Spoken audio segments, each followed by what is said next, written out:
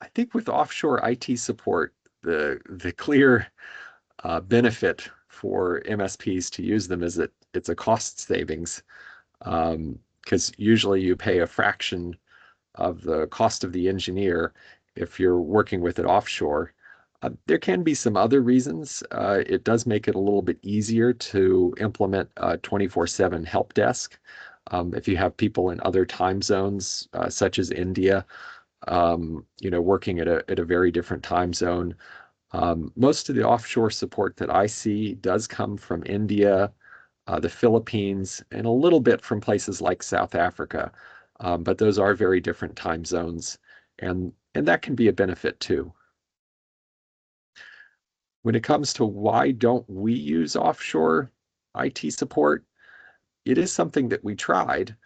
So probably, gosh, it was maybe somewhere around 2005, 2007. We had a relationship with an offshore firm, and it was when we first started doing managed services, and we bought a remote monitoring and management tool, which was a combination of remote monitoring software and a an Indian-based NOC. So the Network Operations Center was 24/7, and it would monitor the alerts coming in um, from our clients, and they would help do some initial triage and remediation of those alerts.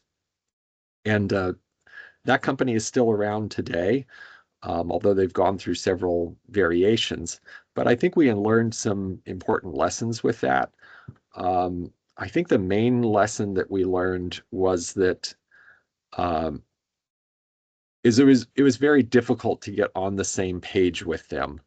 And uh, the technology is the technology, but there were both uh, cultural differences in how to approach problems. We found it very bureaucratic to work with them. Maybe it was also because they were a much larger company, but it also seemed like they just had a very they just had a mindset that was different than an American mindset to problem solving. Um, and they also really didn't understand or contextualize our customers. So we found that there were just a lot of practical problems, um, getting any sort of real resolution. We just found that it was, creating more work for our team than necessarily, and or our clients than necessarily solving. Um, but today, I don't use offshore engineering support for some other, I think, very important reasons. Um, One is that, here in the United States, I think it's hard enough to manage employment law or contract law across different states. And I can only imagine some situation where you have a cybersecurity incident or an employee that you're trying to manage remotely, and there's some sort of question about what happened to the password or what happened to the client's data, and you're trying to navigate that water when the person's in another continent and you have really no easy recourse today. I mean, all of the assets that we're managing for our customers are virtual, and they, their bank accounts, their customer lists, their employee data, all of that's virtual, and it can go right over the the wire to anywhere in the world. And if it went offshore, I mean, I can only imagine what it would be like trying to have any sort of recourse or resolution, restitution when somebody's in India or the Philippines, um, to a cyber crime case. It would just make it impossible.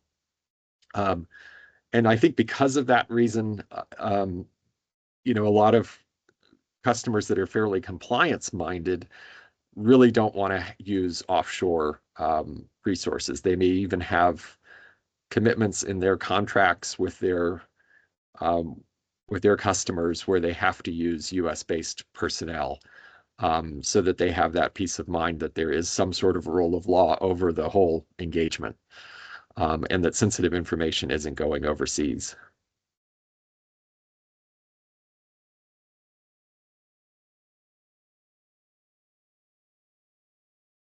So with CMMC consulting, usually we're coaching an organization through implementing the security controls themselves.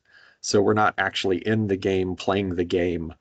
We're a coach on the side talking to their IT team or their managed service provider about how to implement the controls. Um, so when you combine the coaching services with the managed services, um, Ian Computers is staffing the players on the field. So we're putting the service in place, and we still have the coaching element. There's still an element of coaching because even when we're providing the managed services, we have to optimize those services to the client's environment. So that means coaching our staff to how to address the compliance challenges for the customers, and also coaching the customer how to set up their HR policies for IT, and how to navigate those compliance waters. Um, so we still have that coaching element there, but we're also coming to the table with services that we know are built around compliance. So um, we know the steps that we have to go through. That's included in our price. There's no surprises there. We know the software tools that we have to use that are going to meet the needs of the government or whatever regulatory industry you're in.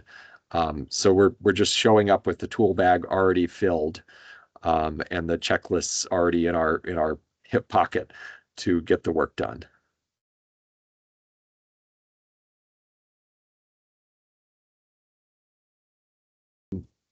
So our most common CMMC managed customer that's fully managed, we work with a number of manufacturers or job shops that might do low production um, tooling or parts for um, government projects, often for the military.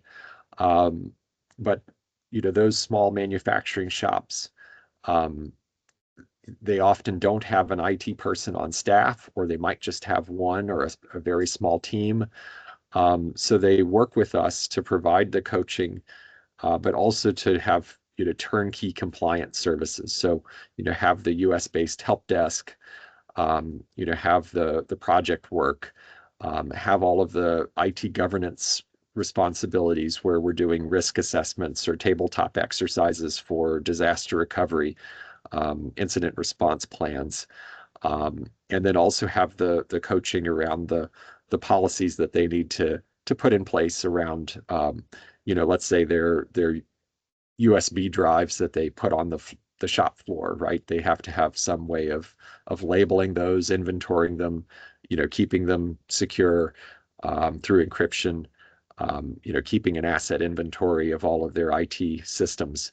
So just helping them do those types of things as part of a turnkey package. Those are the most common customers that are using the fully managed CMMC services. Now, when you go to the standalone coaching, usually we see that the size of the organization gets much bigger. So the fully managed services are going to be those 25 to um, could be 100 employees, but 25 to 100 employees, somewhere in that realm, is going to be the fully managed services.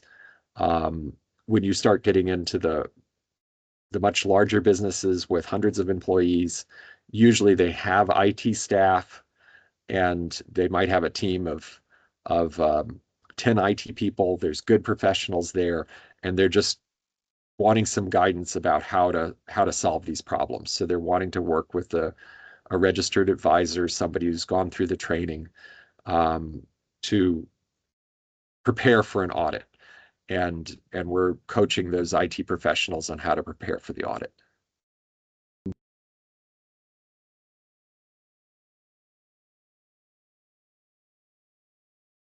Company size doesn't disqualify them. So the first thing is coaching's kind of the backbone of the compliance effort. So you could always start with a coaching engagement. The coaching engagements are fairly inexpensive, and oftentimes businesses at any size could really benefit from that, because oftentimes people don't know where their CUI is, and they may also not have a well-defined strategy on how to protect it. They may also not have policies and procedures set for their employees. So those could be all things that you could do at a price point like $800 a month to get started with CMMC, but you'd probably also get some benefits to your business as well, because you'd start um, organizing your business in a way where your IT systems would be more documented, um, more cohesive. Oftentimes people have lots of siloed data, so it makes their compliance journey more difficult. So if we can start working through some of those things, it's certainly going to be an easy entry point. But oftentimes people are facing those challenges, plus just the day-to-day issues of, I've got a new employee starting on Tuesday. I've got a help desk issue with my printer. So the the fully managed services, if you're a small firm, you can dive right in with the fully managed services to take over the day-to-day, make sure you're secure, your users are productive. Um, Now, the issue when you're dealing with this and compliance is that the services start kind of layering on. So there's certain things like the coaching services where it's a fairly inexpensive service starting out at $800 a month, but that's a floor, right? It's $800. That's a fair bit of money, but it's not a ton of money. But it doesn't get really cheaper than that. So when you add that along with the managed services, along with the tooling that you might need for a small business, you probably are going to be at a point around $2,000 a month, $2,500 a month, somewhere like that, even for a fairly small shop, to try to navigate the waters of compliance and IT support. So there does become kind of a floor there. Um, Now that said, if you have a business that's doing it themselves, where they have the engineering support internally, that's certainly going to help.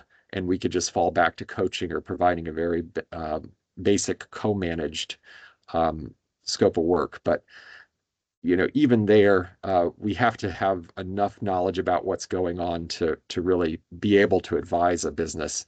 So it still does sort of hit into some of those floors.